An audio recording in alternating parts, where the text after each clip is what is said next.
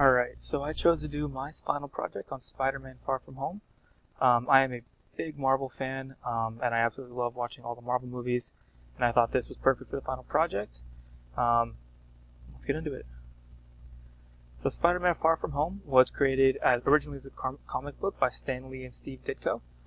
Stan Lee is fondly known as one of the creators of Marvel and the entire Marvel Cinematic Universe, back when he was just creating just comic books. Um, this movie takes place during our current time period, obviously in what we would assume to be an alternate universe, as we currently do not have any superheroes in our midst as far as we know. So Spider-Man is really Peter Parker. He's just a normal guy from Queens, New York, who unfortunately lost his dad and mom at a young age, and he's now living with his Aunt May. He goes to school in Midtown School of Science. He gets his powers going on a field trip and getting bit by a spider.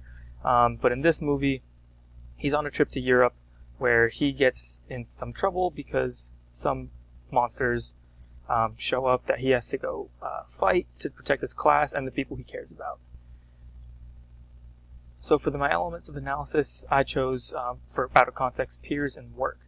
So in this movie, Peter's peers happen to be his classmates for the most part, and he has to kind of play his persona as I am just a normal kid who's smart, who's here to go on a vacation to Europe, while at the same time trying to protect them from these elemental monsters that are coming to try to hurt many citizens of these European countries.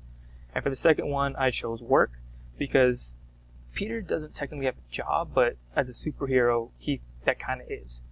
So doing that job, he has to grow so much because he is only a teenager at this time.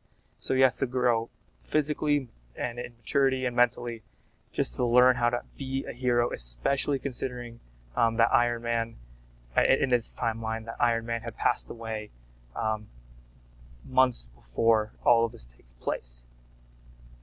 And then for my psychosocial development, I chose identity for many reasons, because Peter has a couple different identities. The one where he is a true student at his high school with friends, does quiz bowls, all that kind of stuff. And then his alter ego is as Spider-Man, where he's a superhero protecting the common man. His mantra before previous movies was just a friendly neighborhood Spider-Man. So now in this movie, we see him trying to take the next step to become like Tony Stark. And Tony Stark was Iron Man. So for peers, the peers come from different parts of his life. His best friend is Ned, who in the first movie, Spider-Man Homecoming, we learn he was the only one who knew, other than Tony Stark and Nick Fury, about who Peter actually was as Spider-Man. And then Peter also has other peers in the class. He has someone named Flash who tends to bully him a little bit. Doesn't really give too much of an example as why, just in every comic, the bully is Flash. And then finally, his last peer that is also very important is Mary Jane, or MJ. This is Peter's, I guess you could say, love interest in this film.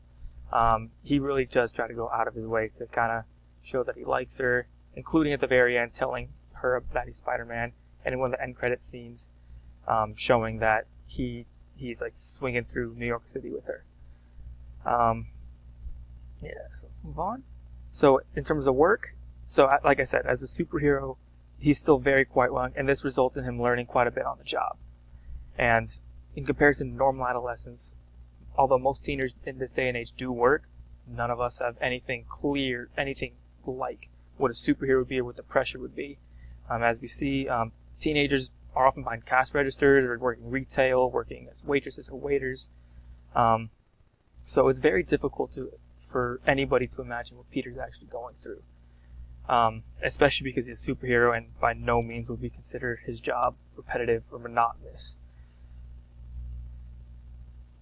And then I did pictures for the work. So on the left is going to be Zendaya. That's his love interest in the movie. Excuse me, the actress is Zendaya. Her name is MJ, or Mary Jane. On the top right, the actor is Jacob Batalon. That is his best friend Ned.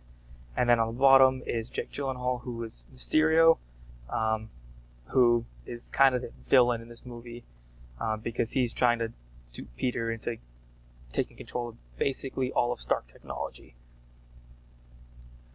And like I said, Peter has multiple different identities. He wants to be a regular high school student and just succeed with his intellect. That's why he's going to a super top technology school in Midtown Manhattan. And then the second identity is that of the superhero Spider-Man. So going through everything, it's really tough for him to kind of play off as both roles, because his personal life is so often getting mixed in with his superhero life. When they're in Europe and they have to fight I believe it's the fire elemental in Prague, his best friend Ned and his girlfriend are in a Ferris wheel, and he has to fight to protect them, which just makes things so much more difficult, because it makes things harder for him to actually do his, not tell people who he is. It just has to seem kind of as a fluke, which becomes tougher and tougher as the time goes on. Now, Peter's main problem is that he has to save the European seas from Mysterio. The final battle takes place in London. The original battle that he takes part in takes place in Venice, and then Prague, and then finally London. So he has to be a hero, and he has to try to work through his own deficiencies at being a young kid going to the superhero world to try to become who Tony Stark thought he was and who the people around him think he is, which is just so difficult for a 16-year-old, at the time, 16, 17-year-old kid to do. And Peter's resolution is to finally trust in himself and trust in the technology that he has around him. And in doing that, he fights off hundreds of drones and finally defeats Mysterio, takes back control of Stark Technologies and all the drones that are fighting him. And he's able to, unfortunately, get rid of Mysterio, although in a final ending scene we see that Mysterio has another set plan to kind of ruin Peter's life. And that's for a different story, though. And I do not personally believe that Peter Parker is a normal adolescent. I mean, it's pretty obvious he's a superhero. That in itself obviously makes him not a normal adolescent. But also the pressures that he faces with being a superhero is just completely different to what anyone else will ever face. Most teenagers face problems similar to him, where you have to talk to a girl and try to get her to see if she likes you, go on a date, that kind of stuff. But in terms of trying to save so many people's lives and having possibly the world at stake if you mess up, that's the kind of stress that no teenager has. I don't know if any teenager's ever really dealt with in this day and age. And on this slide, I again go talking about stress, and I found an article by Lisa Island and Russell D. Romeo, which goes into the whole diagnosis of stress on adolescent brains.